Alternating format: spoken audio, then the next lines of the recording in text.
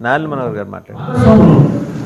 ఈరోజు తెలుగుదేశం పార్టీ నుంచి ఎవరు ముఖ్యమంత్రిగా చంద్రబాబు నాయుడు గారు ముఖ్యమంత్రిగా ఉన్నారంటే జనసేన పార్టీ పవన్ కళ్యాణ్ గారు ఆ రోజు నిలబడ్డారంటే ఈ కార్యక్రమాలు ముందుకు తీసుకెళ్ళారు. కాబట్టి ఈరోజు కొత్త విషయం ఉందంటే ఆంధ్రప్రదేశ్లో ఆ రోజు జనసేన పార్టీ నుంచి మనం నిలబడి త్యాగం చేసి ప్రతి ఒక్కరిని కూడా ఒక్క ఓటు కూడా చేయనివ్వని ప్రతిపక్ష ఓటని పవన్ కళ్యాణ్ గారు ఇచ్చిన మాట మీద మనందరం కష్టపడి రైట్ చూసారు కదా సార్, ఆయనకైతే జనసేన క్లారిటీతో ఉంది, చంద్రబాబు గారు ముఖ్యమంత్రి అయ్యారంటే మా వల్లే అంటే సుస్పష్టంగా చెప్పారు కదా. ఇప్పుడు ప్రజలందరికీ తెలుసు, మీడియాకి తెలుసు, రాజకీయ పార్టీలకు తెలుసు. ఆ సమయంలో పవన్ కళ్యాణ్ రాజమండ్రి సెంట్రల్ జైలు బయట మేము పొత్తు పెట్టుకుంటున్నాం అనే విషయం ప్రకటించకపోతే తెలుగుదేశం పార్టీ చాలా లోయెస్ట్ ఎబ్బులో ఉంది. ఒక విధంగా చాలా నిరుత్సాహకరమైన దీంట్లో ఉన్నప్పుడు ఆయన వెళ్ళారు.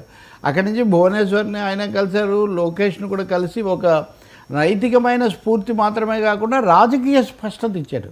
ఇంకా ఆ తర్వాత మళ్ళీ తనే చొరవ తీసుకొని బీజేపీతో కలిపారు కూడా. అంతకుముందు కలిసి ఉన్నారే వీళ్ళిద్దరితో. చివాట్లు తిన్నాను అని కూడా మాట అన్నారు. చివాట్లు కూడా తిన్నాడు, క్వశ్చన్ ఏముంది. ఇప్పుడు వీళ్ళు అదే పనిగా వైసీపీ వాళ్ళు జగన్తో సహా ముఖ్యమంత్రి అప్పుడు జగన్తో సహా ప్రతిసారి పవన్ కళ్యాణ్ ఎక్కువగా ఎగతాళి చేశారు. పవన్ కళ్యాణ్ గురించి వ్యక్తిగతంగా మాట్లాడారు, దూషించారు, ప్యాకేజీ స్టార్ అన్నారు. అన్నిటికంటే ఇప్పుడు వేరే రాజకీయ విమర్శలు చేయటం వేరండి. వాసుదేవ్కి నాకు నచ్చకపోతే నేను చాలా విషయాలు అనొచ్చు, కానీ వాసుదేవ్ ఏదో అమ్ముడుపోయాడు అన్న పద్ధతిలో ఇప్పుడు వైసీపీ వాళ్ళు టైమ్స్ ఆఫ్ ఇండియా వ్యాసం చదువుకోవాలి.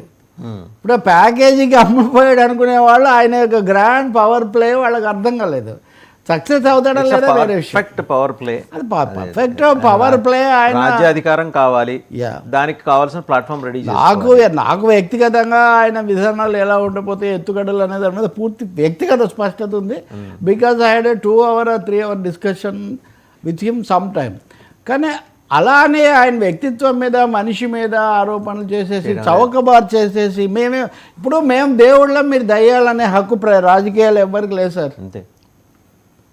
ఇప్పుడు చంద్రబాబు నాయుడు ధర్మాత్ముడు, జగన్మోహన్ రెడ్డి రాక్షసుల, జగన్మోహన్ రెడ్డి దేవుడు, చంద్రబాబు అది కుదరదు. అట్లాగే పవన్ కళ్యాణ్ అసలు ఖాతరు చేయకుండా మేమిద్దరమే ప్లేయర్సుము, పవన్ కళ్యాణ్ కేవలం ఆటలు అరటి పండు లాంటి వాడు అన్న వాళ్లకు పవన్ కళ్యాణ్ గొప్ప జవాబు ఇచ్చాడు. అది ప్రజల తరఫున ఆయన ఇచ్చాడు, కలిశాడు. ఇప్పుడు నారాయణ మనోహర్ కూడా మీరు అంటున్నట్టుగా ఆయన చెప్తున్నారంటే కింగ్ మేకర్. ఒక విధంగా మామూలు భాషలో చెప్పాలంటే మొత్తము మన భారతీయ పురాణాలు ఇతిహాసాలు చదివితే 2 రకాల చరిత్రలే ఉంటాయి.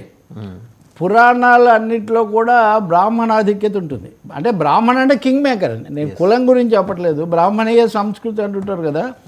ఇతిహాసాల్లో రాజుల యొక్క గొప్పతనం ఉంటుంది. వీళ్ళిద్దరితో రాజకీయం ఎప్పుడు రాజ్యము రాజ్య వ్యూహం ఈ రెండింటితోనే నడుస్తుంటుంది. That's what. ఇప్పుడు పవన్ కళ్యాణ్ ఆ మాట అన్నారంటే, కాకపోతే ఇక్కడ పవన్ కళ్యాణ్కి అదనపు అంశం ఏమంటే మోదీ రాజ్యం, 3వసారి గెలిచిన బీజేపీ సంఘ పరివారు దేశంలో సనాతన ధర్మం ఇదంతా తీసుకొస్తున్నప్పుడు ఆయన ఇక్కడ చేస్తున్నటువంటి దాన్ని మిశ్రమం చేసి ఆయన వెళ్తున్నారు. దానికి తిరుపతి లడ్డు మొదలైంది.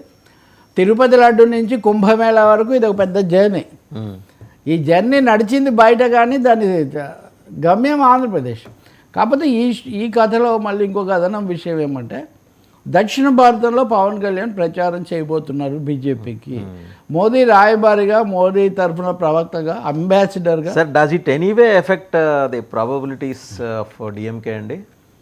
That is a mute question. Because ఎందుకంటే అక్కడ వాళ్ళది సొంతంగా చాలా తక్కువగా ఉంది. ఎన్ని స్థానాలు వచ్చినప్పుడు పవన్ కళ్యాణ్కి వచ్చింది 21 స్థానాలైనా మేజర్ పార్టీగా ఉంది కదా ఇప్పుడు ప్రధానంగా. సో ఇటువంటి పరిణామం తమిళనాడులో జరిగితే కూడా తర్వాత ఇంకోటి 2వ ప్రాంతీయ పార్టీ ఉంది. ఈ కథనంలో విజయ్ దళపతి పెట్టిన పార్టీని దీన్ని కూడా ప్యారలల్ స్టడీ చేయడం కూడా మనం చూస్తాం. విజయ్ దళపతి కూడా దళపతి విజయ్ మనం ఇతరులతో కలవడానికి సిద్ధంగా ఉంటాము, పొత్తులు పెట్టుకుంటాము అన్న మాట కూడా చెప్పున్నాడు. ఇంకో మాట కూడా చెప్పారు, పవన్ తెలుగులో తీసినవి ఆయన తమిళంలో తీసాడు, ఆయన తమిళంలో తీసినవి ఆయన తెలుగులో తీసాడు. కాబట్టి ఒక న్యూ లైనప్ అండి భారత రాజకీయాల్లో, ముఖ్యంగా దక్షిణ భారతంలో మీరు ఒక కొత్త లైనప్ అనేది. ఇప్పుడు మీరు ఆ విధంగా చూస్తే రేవంత్ రెడ్డి అయినా, డీకే శివకుమార్ అయినా వీళ్ళంతా తదుపరి తరం నాయకులు తప్ప మొదటి 70, 60, 70 పైన ఉన్నవాళ్ళు కాదు.